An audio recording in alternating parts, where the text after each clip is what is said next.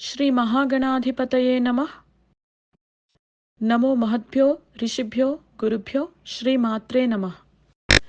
By bowing down to the cosmic parents, divine mother, father of the universe, and by bowing down to our holy siddhas, the entire Guru Mandal, let's talk about Ma Aparajita today. As human beings, we have many ambitions in life. Many times, despite putting our best efforts, we may not be successful. In such cases, we will need divine intervention or divine grace.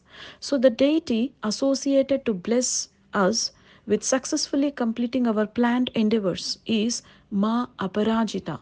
With her tremendous powers and her compassion, Divine Mother Aparajita removes all the obstacles on the road to achieve success. Victory and success are the two main essential part of human life, be it marriage, be it education, children, or promotion, or job, or competitive exams, whatever it is. Ma Aparajita bestows the sadhak with success when one recites the stuti of Ma Aparajita every day. So, this stuti of Ma Aparajita can be either listened or recited every day for overall success and victory in all aspects of one's life. Even small children can recite this every day. There are no hard and fast rules for reciting or listening to this Ma Aparajita stuti, just that we need to maintain a general hygiene or take bath every day. By bowing down to the Saptarishis and the holy Siddhas, let's recite Ma Aparajita Stuti. नमो देव्यै महादेव्यै शिवायै सततं नमः. नमः प्रकृत्यै भद्रायै नियता प्रणता स्मतां. रौद्रायै नमो नित्यायै गौर्यै धात्र्यै नमो नमः. ज्योत्स्नायै च इन्दुरूपिण्यै सुखायै सततं नमः. कल्याण्यै प्रणतां वृद्ध्यै सिद्ध्यै कूर्मो नमो नमः. नैऋत्यै भूभृतां लक्ष्म्यै शर्वाण्यै ते नमो नमः. दुर्गायै दुर्गपारायै सारायै सर्वकारिण्यै ख्यात्यै तथैव कृष्णायै धूम्रायै सततं नमः. अतिसौम्यातिरौद्रायै नतास्तस्यै नमो नमः. नमो जगत्प्रतिष्ठायै देव्यै कृत्यै नमो नमः. या देवी सर्वभूतेषु विष्णुमायेति शब्दिता नमस्तस्यै नमस्तस्यै नमस्तस्यै नमो नमः. या देवी सर्वभूतेषु चेतनेद्यभिधीयते नमस्तस्यै नमस्तस्यै नमस्तस्यै नमो नमः.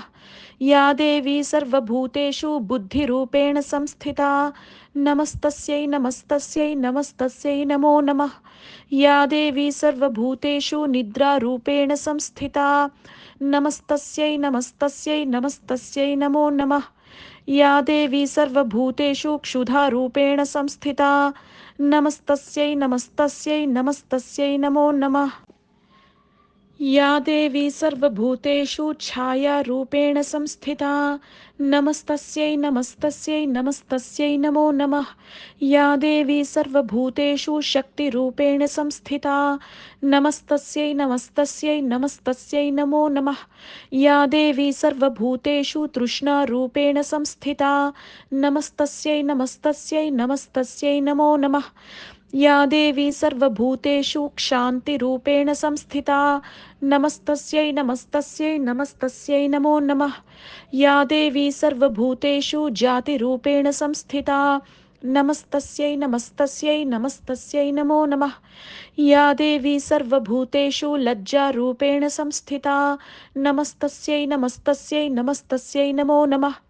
या देवी सर्वभूतेषु शान्तिरूपेण संस्थिता नमस्तस्यै नमस्तस्यै नमस्तस्यै नमो नमः.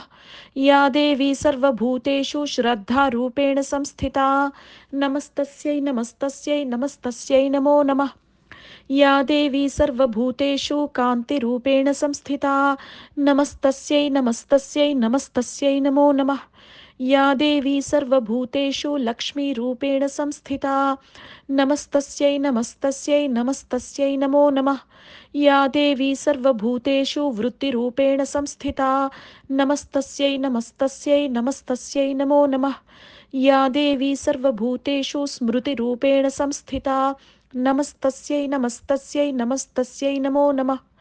या देवी सर्वभूतेषु दयारूपेण संस्थिता नमस्तस्यै नमस्तस्यै नमस्तस्यै नमो नमः।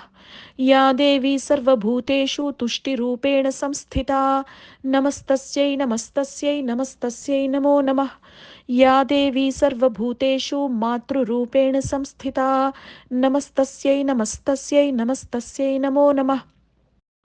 या देवी सर्वभूतेषु भ्रान्तिरूपेण संस्थिता नमस्तस्यै नमस्तस्यै नमस्तस्यै नमो नमः। इन्द्रियाणामधिष्ठात्री भूतानां चाखिलेषु या भूतेषु सततं तस्यै व्याप्त्यै देव्यै नमो नमः। चितिरूपेण या कृत्स्नम् एतद्व्याप्य स्थिता जगत् नमस्तस्यै नमस्तस्यै नमस्तस्यै नमो नमः। स्तुता सुरैः पूर्वमभीष्टसंश्रया तथा सुरेन्द्रेण दिनेषु सेविता करोतु सा नः शुभहेतुरीश्वरी शुभानि भद्राण्यभिहस्तु चापदः। यदक्षरपदभ्रष्टं मात्राहीनं तु यद्भवेत् तत्सर्वं क्षम्यतां देवि नारायणी नमोऽस्तु ते नारायणी नमोऽस्तु ते नारायणी नमोऽस्तु ते। श्रीमात्रे नमः।